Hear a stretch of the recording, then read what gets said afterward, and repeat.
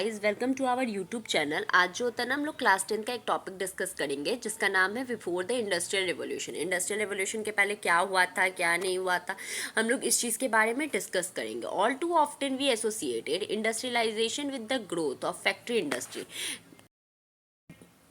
Generally जो होता है ना, हम लोग इंडस्ट्रियलाइजेशन के बारे में जब भी हम लोग डिस्कस करते हैं ना, तो इसका मेन मतलब हम लोग क्या चीज़ से समझते हैं कि फैक्ट्री और इंडस्ट्रीज़ के ग्रोथ से समझते हैं। When we talk industrial production we refer to the factory production. जब हम लोग इंडस्ट्रियल प्रोडक्शन की बात करते हैं, इट्स मीन हम लोग फैक्ट्री प्रोडक्शन की बात कर रहे हैं। मतलब फॉर एग्जाम्पल, अगर कोई बोल रहा है कि इंडस्ट्री सेक्टर में मेरा प्रोडक्शन हो रहा है, तो इसका जनरली मीनिंग क्या होता है कि हम लोग क्या कर रहे हैं, फैक्ट्री प्रोडक्शन कर रहे हैं। व्हेन वी टॉक, जब हम लोग इंडस्ट्रियल वर्कर के बारे में बात करते हैं, इट्स मीन हम लोग फैक्ट्री वर्कर्स की बात कर रहे हैं। Histories of industrialisation very often begin with the setting of the first factories. हम लोगों का जो हिस्ट्री है ना, अगर हम लोग इतिहास उठा के देखें तो हम लोग ये बात पाएंगे कि इंडस्ट्रियलाइजेशन जो होता है वो कब से स्टार्ट हुआ, जब हम लोगों ने फर्स्ट फैक्ट्री का सेटअप किया तब से ये स्टार्ट हुआ।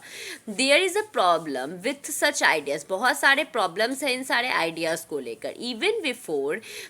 Even before factory began to dot the landscape in England and Europe, there was a large-scale industrial production for an international market. Even हम लोग कह सकते हैं ना, जब फैक्ट्रीज प्रोडक्शन होने से पहले बहुत ज़्यादा अमाउंट में भी तब भी जो होता है ना प्रोडक्शन होता था, और वो इंटरनेशनल मार्केट में सेल भी किया जाता था। This was not based on factories. लेकिन ये जो प्रोडक्शन था ना, ये हमारा फैक्ट्री बेस्ड नहीं था। मतलब ये फैक्ट्री से प्रोडक्शन नहीं होता था, बल्कि किस चीज़ से प्रोडक्शन होता था हम लोगों का, तो ये हैंडमेड प्रोडक्शन था। Many historian now refer to this phases of industrialization as a proto industrialization। बहुत सारे हिस्टोरियन है ना, बहुत सारे इतिहासकार ने ये जो फेज है ना, जिसमें हम लोगों का प्रोडक्शन तो हो रहा है, इंटरनेशनल मार्केट में सप्लाई भी हो रहा है, लेकिन वो ना हम लोगों के मशीन बेस्ड सप्लाई नहीं है।